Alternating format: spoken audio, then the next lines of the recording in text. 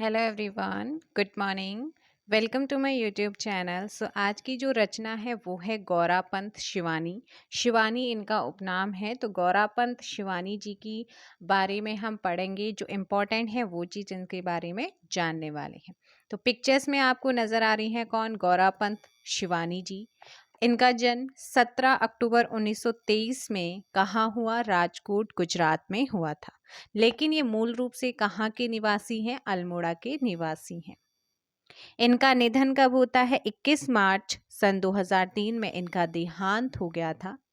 गौरापन को भारत तेंदु हरिश्चंद्र सम्मान से सम्मानित कब किया गया है? आपसे क्वेश्चन पूछेगा। 1979 में। भारत तेंदु हरिश्चंद्र सम्मान 1979 में किसे दिया गया है? गौरापंत शिवानी को। या गौरापन को भारत तेंदु हरिश्चंद्र सम्मान 1979 में दिया गया है। ये कौन से जनपद से हैं? अल्मोड़ा से। इन्हें पद्मश्री सम्मान भी दिया जा चुका है। कब? 1981 में इन्हें पद्मश्री से नवाजा गया है। आपसे पूछेगा कि गौरापंत शिवानी जी को पद्मश्री कब दिया गया? 1981 में। इतना ही नहीं, इन्हें हिंदी सेवानिधि राष्ट्रीय पुरस्कार भी मिल चुका है। इन्हें हिंदी सेवानिधि राष्ट्रीय पुरस्कार कब दिया गया है? तब आप कहेंगे 1997 में। देखो, इनका जन्म 17 अक्टूबर 1923 राजकोट, गुजरात में होता है, लेकिन मूल रूप से निवासी हैं अल्मोड़ा, उत्तराखंड की। निधन होता है 21 मार्च 2003 में। गौरापन को भारत तेंदु हरिश्चंद्र सम्मान 1979 में मिला, पद्मश्री 1981 में मिला और 1997 में इन्हें हिंदी सेवानिधि राष्ट्रीय पुरस्कार दिया गया। और ये हैं गौरापंत शिवानी जी। आइएगा इनकी अब रचनाओं को देख लेते हैं। तो गौरापन के द्वारा रचित उपन्यास में आपका जो पहला यहाँ पर रचना या उपन्यास है वो है 14 फेरे। 14 फेरे किसका उपन्यास है, किसकी रचना है? गौरापन की। गहरी नींद किसकी रचना है, किसका उपन्यास है? गौरापन।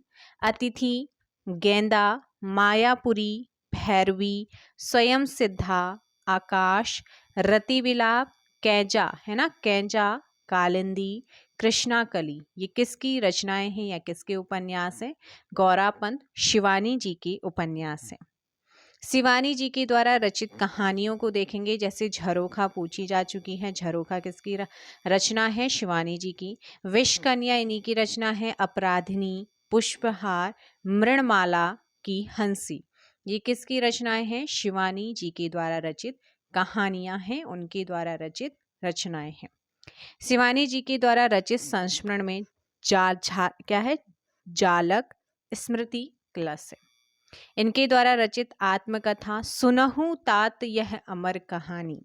सुनहु तात यह अमर कहानी किसके द्वारा रचित आत्मकथा है? तब आप कहेंगे गौरापंत शिवानी।